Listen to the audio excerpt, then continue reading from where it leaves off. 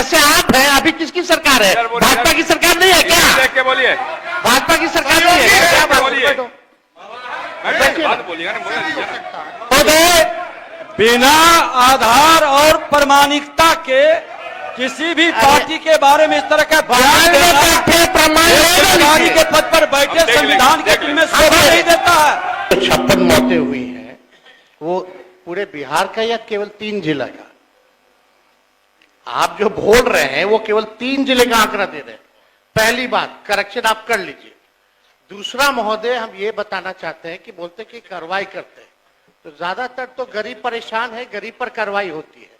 लेकिन माननीय मंत्री जी से पूछना चाहते, ट्रक भर भर करके ये आता कहां से है, मैन्युफैक्चरिंग कहां से हो रहा है? हर टाइप का ब्रांड आपको मिल रहा है। एक व्यक्ति या एक बड़े लोगों का नाम बता दीजिए जो आप बिहार से बाहर जहां भी शराब की बोतलें पैक हो रही है, ट्रक से स्मगल करके बिहार में आ रहा है, उन कितने लोगों पर आपने कार्रवाई की है? बड़े मछलियों को आप छोड़ रहे हैं, जो बेचारा गरीब है उसको आप जेल में डालने का काम कर रहे हैं। तीसरी बात महोदय कि भाई पूरा बिहार जानता है कि स्कॉट ऑफ पायलट मिलता है उन ट्रकों को बिहार में, थाना से लोग पहुंचाने का काम कर रहे हैं, तो उन लोगों पर क्या कार्रवाई कर रहे हैं? कितना लोग पकड़ा रहा है और कितने लोगों को बचाया जा रहा है, ये सब लोग जान रहे हैं। इसमें किसकी मिली भगत है? माननीय मुख्यमंत्री जी बार बार समीक्षा बैठक करते हैं, अच्छी बात है, लेकिन समीक्षा बैठक का कोई नतीजा भी तो आना चाहिए महोदय। माननीय मंत्री। अध्यक्ष महोदय, माननीय नेता विरोधी दल ने कहा है कि जो आंकड़े हैं उसको शुद्ध कर लेंगे महोदय, शुद्ध कर लेंगे महोदय, लेकिन एक 1998 से लेकर 2015 तक महोदय कि सुधार लेंगे, ऐसा जवाब सदन में मिलेगा कब? आपके जो संज्ञान में बातें हैं उसकी समीक्षा भी कर लेंगे और अगर गलती होगा तो उसको सुधार भी लेंगे। 1998 से लेकर महोदय 2015 तक कुल जहरीली शराब से जो मौत बिहार में हुई 108 हुई है महोदय, और अभी जो अभी जो आंकड़े हैं महोदय उसके हिसाब से जवाब सुनिए सरकार का। 2016 से लेके माननीय सर क्या बोलते हैं बैठे बैठे, क्या तरीका ये? 2016 से लेके हमने बताया महोदय कि 2016 से लेकर ये कुल 2016 से लेके 156 मौतें हुई है महोदय, और सरकार की मंशा बिल्कुल स्पष्ट है महोदय कि किसी भी हालत में चाहे राज्य का कारोबारी हो, चाहे दूसरे राज्य के कारोबारी हो, चाहे विदेश के कारोबारी हो, कानून का राज है बिहार में, किसी भी कीमत पर बचने वाले नहीं है। एक एक करके चिन्हित करके उन पर कार्रवाई भी हो रही है, और भी जो बचे हुए लोग हैं सब पर कार्रवाई होगी। नवादा जिला का पकड़ी बरामा प्रखंड अवस्थित बुधौली मठ स्थानीय स्तर पर एक धार्मिक स्थल के रूप में जाना जाता है महोदय। मठ के स्थापत्य संरचना में किसी भी प्रकार के अति विशिष्ट रूप का सौंदर्य बोध दृष्टिगोचर नहीं होता है महोदय। मठ का संचालन महंत श्री रामधन पुरी एवं यशवंत पुरी द्वारा किया जाता है। इसका प्रबंधन स्थानीय स्तर पर गठित समिति द्वारा किया जाता है। स्पष्ट है महोदय कि बुधौली मठ कला संस्कृति एवं युवा विभाग बिहार के क्षेत्राधिकार में नहीं आता है, अतएव इस पर किसी भी प्रकार का विचार नहीं किया जा सकता महोदय। अध्यक्ष महोदय, केवल ज्यादा नहीं 2-3 मिनट ही हम लेंगे, ज्यादा समय व्यर्थ नहीं करेंगे, और भी कार्यक्रम हैं सदन में, और भी बिजनेस है। माननीय विजय चौधरी जी यहाँ बैठे हुए हैं। आप सब लोगों को पता है कि हमारी सरकार जब 7 में थे, इससे पहली वाली सरकार 17 महीने, तो हम लोगों ने जातीय आधारित गणना कराई थी। और जातीय आधारित गणना इसलिए कराई थी क्योंकि राज्य सरकार जो है सेंसस नहीं करा सकती, इसलिए हम लोगों ने सर्वे कराया था, और उस सर्वे के आधार पर हम लोगों ने आरक्षण की सीमा महोदय 65% करने का काम किया था, जिसमें कि पिछड़े, अति पिछड़े, दलित, आदिवासी समाजों का आरक्षण हम लोगों ने बढ़ाया, और ईडब्ल्यूएस 10% एज इट इज रखा। आज संविधान दिवस है महोदय, और संविधान दिवस के दिन पर कम से कम ये चर्चा, कम से कम सरकार से अपेक्षा ये की जाएगी कि इसका कम से कम जवाब देने का काम करे, और इस दिशा में आरक्षण जो हमारी सरकार जो महागठबंधन की थी पूर्व में, जो 65% हम लोगों ने बढ़ाया था, इसके लिए क्या कदम उठा रही है फिर से लाने के लिए। अध्यक्ष महोदय, आप जान रहे हैं कि हाई कोर्ट 9/11/23 में यह पारित हुआ था मेरे जन्मदिन के अवसर पर, आपको बखूबी याद होगा। और ये 20/6/24 को जो है मना कर दिया गया हाईकोर्ट द्वारा, और ये दिया गया कि इसका जो है प्रॉपर स्टडी जो है नहीं हो पाया है, इसको देखते हुए इसको निरस्त कर दिया गया। हमारा ये सवाल है महोदय कि जो संदेह नीतीश जी को था, माननीय मुख्यमंत्री जी को था, आपको था, हमको था कि भाजपा के लोग जो है किसी ना किसी प्रकार से कोर्ट जाकर के इसको निरस्त कराएंगे, इसलिए माननीय मुख्यमंत्री जी ने एक मेरी बात तो सुन लो। अरे अब जो बात है, एक चीज जानकारी देना चाहिए अध्यक्ष महोदय, पहले हम तो बोल लेंगे फिर बोलिएगा, आपको आप बोलिएगा, नहीं। मेरा बात खत्म हो जाने दो फिर आप बोलना। पहले तो आपकी सरकार नहीं थी, पहला जानकारी दें। अरे नीतीश कुमार की सरकार थी, आप कौन थे? महागठबंधन की सरकार, आपको जानकारी- जैसे आप है ना, जैसे आप हैं, अभी किसकी सरकार है? भाजपा की सरकार नहीं है क्या? देख के बोलिए, भाजपा की सरकार नहीं है क्या? बात बोलिए। बैठो। बात बोलिएगा ना, बोलने दीजिए ना। तो बिना आधार और प्रमाणिकता के किसी भी पार्टी के बारे में इस तरह का बयान देना जिम्मेदारी के पद पर बैठे संविधान के दिल में शोभा नहीं देता है।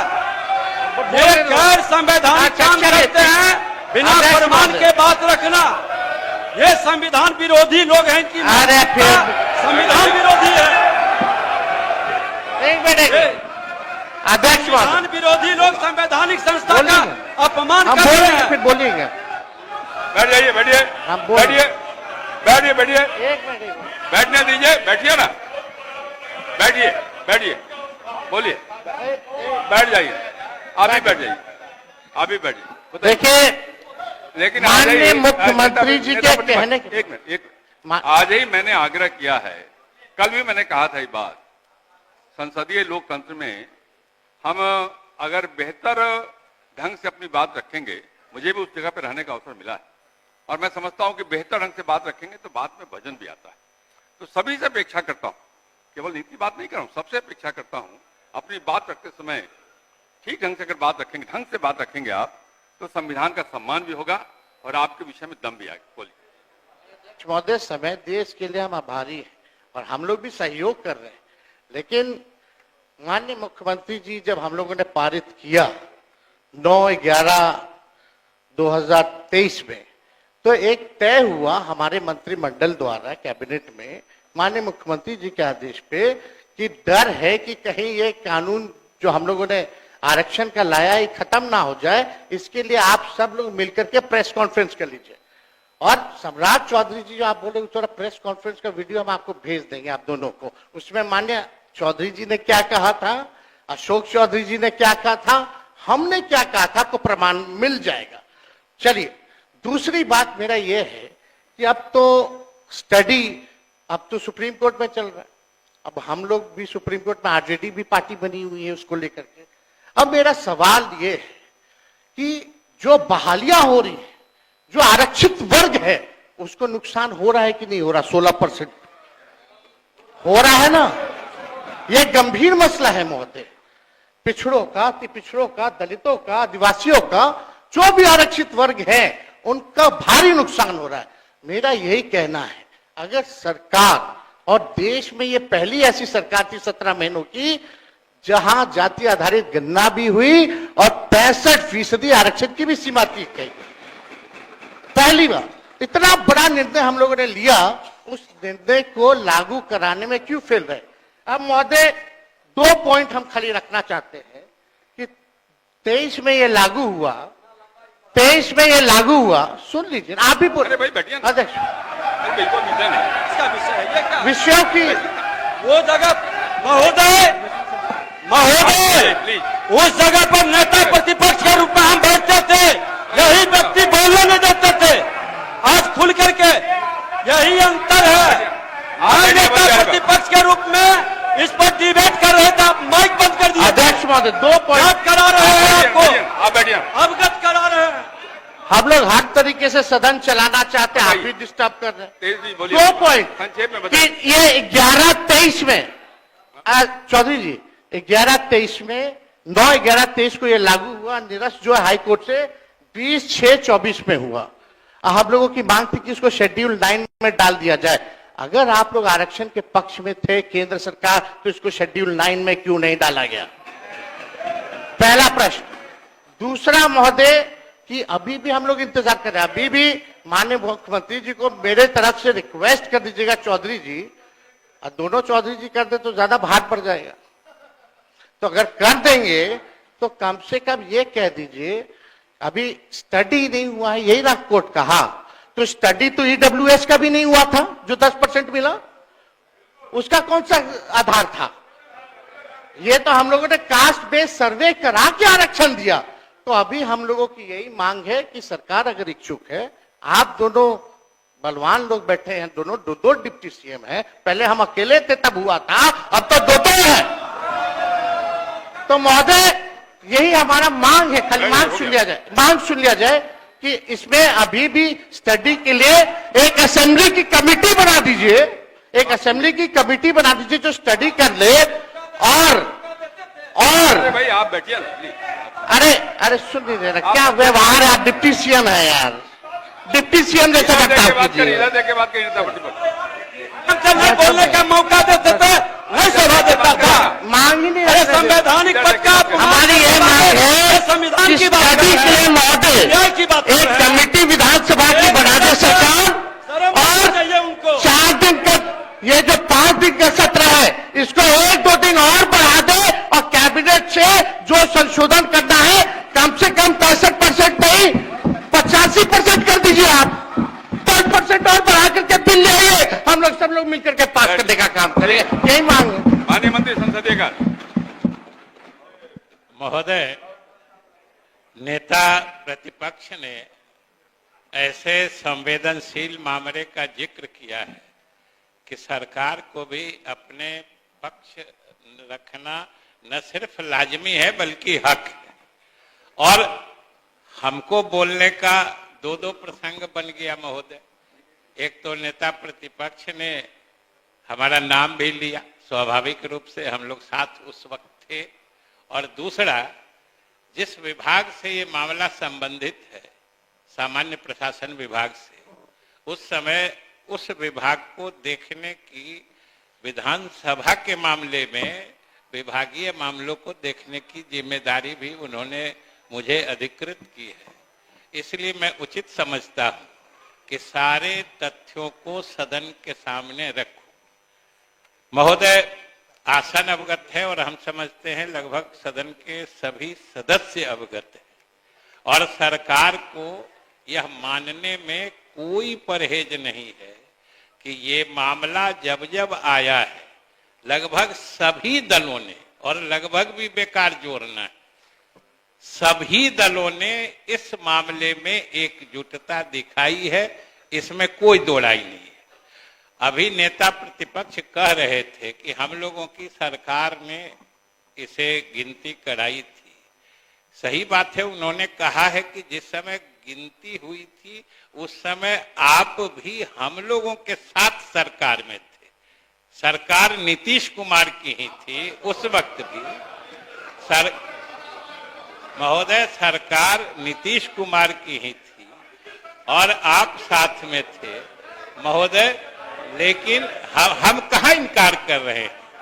हमने तो आपने जो सहयोग दिया है, सारे दलों ने सहयोग दिया। बैठे बैठे टिप्पणी मत करिए। सारे दलों ने सहयोग दिया है, सरकार को इसको मानने में कोई एतराज नहीं है, लेकिन उतना ही सत्य ये भी है कि ये विचार मौलिक रूप से मुख्यमंत्री जी का था। उन्होंने बात को आगे बढ़ाया और आप सब लोगों ने साथ दिया। हमारे बीजेपी के साथियों ने विरोध पक्ष में भी रह के साथ दिया था, आप लोगों ने भी साथ दिया विरोध में भी रह के, हम लोग के साथ सरकार में भी रह के। तो जैसे आप लोगों ने साथ दिया वैसे ही ये भी सही है कि जातीय गणना कराने का पहला फैसला जब मंत्रिपरिषद से लिया गया था वो एनडीए की हुकूमत थी और इसलिए हम लोगों ने लिया था और हम आपके योगदान से इनकार नहीं करते। आपने सहयोग दिया। जब जब ये गणना हुई थी महोदय, जब गणना हुई थी, लेकिन यह भी सत्य है कि जब ये पहला फैसला अरे बैठिए जनाब, बैठिए आप। जब ये पहला फैसला मंत्रिमंडल से हुआ था उस समय भी हुकूमत एनडीए की थी और जब रिपोर्ट रखा गया और आरक्षण की सीमा बढ़ाई गई वो भी एनडीए की ही सरकार के समय में हुआ। इसलिए दोनों छोर पर हमारे पुराने साथी ही हमारे साथ में थे, सहयोग आपने भी दिया था। और महोदय, जहां तक कह रहे थे नेता प्रतिपक्ष, अब मौलिक आइडिया ये हमारे मुख्यमंत्री नीतीश कुमार जी का था, उनके दिमाग में बात कैसे आई थी, इन सब बात